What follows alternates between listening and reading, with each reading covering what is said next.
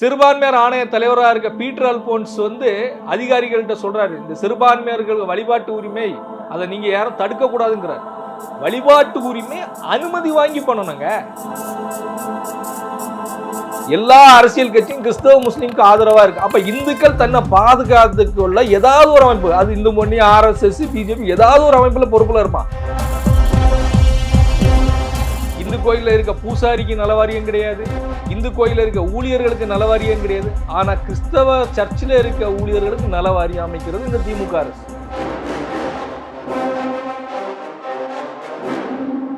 இறந்து அடக்கம் பண்ண இடம் இல்லாத இந்துக்கள் இருப்பான், அவன் கிறிஸ்தவனா மதம் மாறணும். அதுதான் இவங்க நோக்கம்.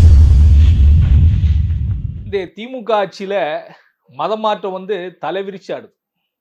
முதலமைச்சர் என்ன பண்றாரு, கிறிஸ்துமஸ் நிகழ்ச்சியில போயிட்டு இந்த ஆட்சி கிறிஸ்தவர்கள் தந்த ஆட்சி அப்படிங்கிறார். அவருக்கு பையன் ஒருபடி மேல போயிடுறாரு. நானும் கிறிஸ்தவன் தான் அப்படின்னு சொல்லி கிறிஸ்தவ பொண்ணை தான் கல்யாணம் பண்ணியிருக்கேன் அப்படின்னு ஒரு கிறிஸ்துமஸ் மேடையிலே பேசுறாரு. இதுக்கெல்லாம் மேல யாரு பார்த்தோன்னா அறநிலையத்துறை அமைச்சர். கிறிஸ்துமஸ் நல்வாழ்த்துக்கள். அல்லேலூயா அல்லேலூயா அல்லேலூயா. அவர் என்ன காவி கட்டியிருக்காரு, பட்டை போட்டிருக்காரு. ஆனா கிறிஸ்துமஸ் மேடையில போய் அல்லேலூயா அல்லேலூயான்னு கோஷம் போடுறாரு. இதுதான் இவங்க வேலையா இருக்கு. ஆனா இவங்க நோக்கம் என்ன, இங்க இருக்க இந்துக்கள் எல்லாருமே மதம் மாறணும், அதுதான் இவங்க நோக்கம். அதுக்காக பல சலுகைகளை வாரி வழங்கிடுறாங்க. ஒரு புறம் பார்த்தா என்ன பண்றாங்க, நீங்க மெக்கா போறதுக்கு மானியம், ஜெருசலம் போறதுக்கு மானியம், இப்படின்னு பல மானியங்கள். அதே மாதிரி கிறிஸ்தவ சபையில இருக்க ஊழியர்களுக்கு நலவாரி அமைக்கிறாங்க. இந்து சமய அறநிலையத்துறை ஒன்று இந்த அரசாங்கத்திட்ட இருக்கு, அதை சரியா செயல்படுத்த கூட முடியல இந்த அரசாங்கத்தினால. ஆனா கிறிஸ்தவர்களுடைய அந்த சபையில இருக்க ஊழியர்கள் கஷ்டப்படக்கூடாது அப்படிங்கிறதுக்காக அவங்களுக்கு நலவாரி அமைக்கிறாங்க. இந்து கோயில்ல இருக்க பூசாரிக்கு நலவாரியம் கிடையாது, இந்து கோயில்ல இருக்க ஊழியர்களுக்கு நலவாரியம் கிடையாது. ஆனா கிறிஸ்தவ சர்ச்சில் இருக்க ஊழியர்களுக்கு நலவாரியம் அமைக்கிறது இந்த திமுக அரசு.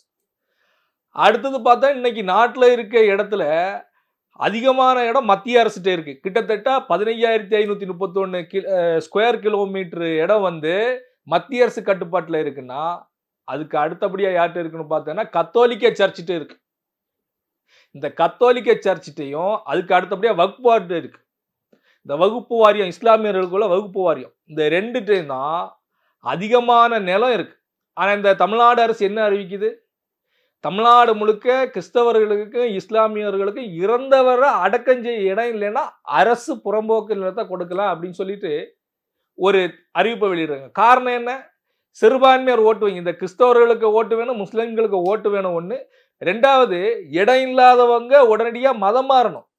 இறந்து அடக்கம் பண்ண இடம் இல்லாத இந்துக்கள் இருப்பான், அவன் கிறிஸ்தவனா மதம் மாறணும். அதுதான் இவங்க நோக்கம். அப்ப இலவசமா இந்த இந்தியாவிலே அதிக இடம் வச்சிருக்க கத்தோலிக்க சர்ச்சும் வக்ஃப் போர்டும் அந்த இடத்தை எடுத்துக்க மாட்டாங்க. இந்துக்களுக்கு பயன்படுத்த வேண்டிய இந்த அரசு நிலங்களை கிறிஸ்தவருக்கு முஸ்லீம்கள் வரங்களை இந்த திமுக அரசு கங்கணம் கட்டிட்டு செயல்படுது. இன்னைக்கு திமுக ஆட்சியில தெருவுக்கு தெருவு பார்த்தோன்னா ஞாயிற்றுக்கிழமை ஆச்சுன்னா ஒரு அல்லலியா அல்லலியான்னு கத்திக்கிட்டே இருக்கான். ஒரு புறம் பார்த்தா வெள்ளிக்கிழமை தொழுகை பண்றான். இந்த எல்லாமே சட்டவிரோதமான சர்ச்சை அதிகரிச்சிட்டு இருக்கு. காரணம் என்ன, சிறுபான்மையர் ஆணைய தலைவராக இருக்க பீட்டர் அல்போன்ஸ் அதிகாரிகள்கிட்ட சொல்றாரு, இந்த சிறுபான்மையர்கள் வழிபாட்டு உரிமை அதை நீங்க யாரும் தடுக்க கூடாதுங்கிறாரு. வழிபாட்டு உரிமை அனுமதி வாங்கி பண்ணணுங்க. எந்தவித அனுமதியும் இல்லாம இந்துக்கள் வசிக்கிற பகுதியில போய் சர்ச்சை கட்டுறது, அங்க போய் தொழுகை கூட அமைக்கிறது இன்னைக்கு திமுக ஆட்சியில் அதிகரிச்சுட்டு வருது. எல்லா பகுதியில இருக்க அந்த பகுதியில் இருக்க இந்துக்கள் எதிர்ப்பு தெரிவிச்சு என்ன பண்றாங்க, எல்லா மாவட்ட கலெக்டரும் ஒரு உத்தரவு போடுறாங்க. என்ன உத்தரவுன்னு பார்த்தோம்னா, அந்த பகுதியில் இருக்க மக்கள் எதிர்ப்பு தெரிவிச்சா மட்டும்தான் நம்ம நிப்பாட்ட முடியும். அந்த மக்கள் ஏதாவது ஒரு அமைப்புல இருந்தா அந்த எதிர்ப்பை நம்ம ஏத்துக்க முடியாது, சர்ச்சை நடத்தலாங்கிறாங்க. இது எவ்வளவு பெரிய ஒரு மோசடியான செயல். மக்கள் ஏதாவது ஒரு அமைப்புல, இன்னைக்கு திமுக இருக்கான், அவன் சர்ச்சைக்கு ஆதரவா தான் போறான். அதிமுக இருக்கான், அவன் சர்ச்சைக்கு ஆதரவா போறான்.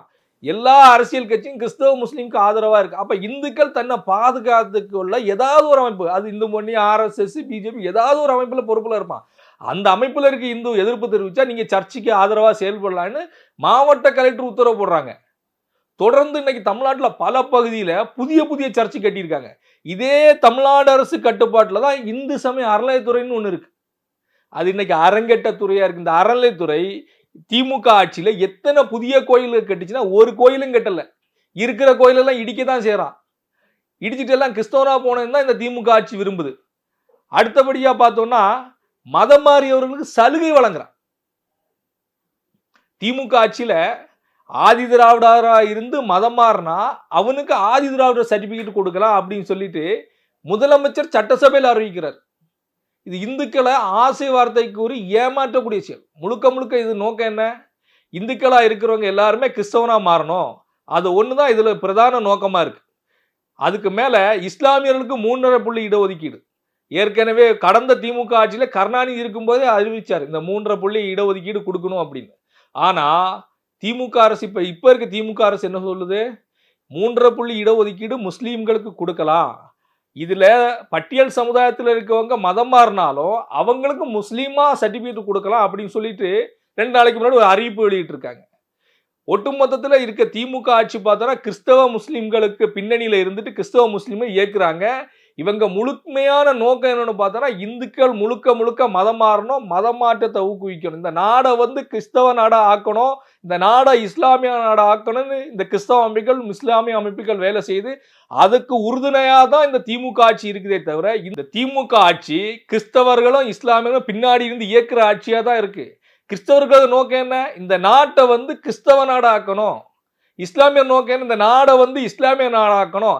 இதுக்கு செயல்வழியும் கொடுக்குற ஆட்சியாக தான் இந்த திமுக ஆட்சி இருக்குது. அந்த மதம் மாற்றத்தை ஊக்குவிக்கிற ஆட்சியாக தான் இருக்குதே தவிர இந்துக்களுக்கு 1% கூட சலுகை வழங்காத ஆட்சியாக தான் இந்த திமுக ஆட்சி இருக்குது.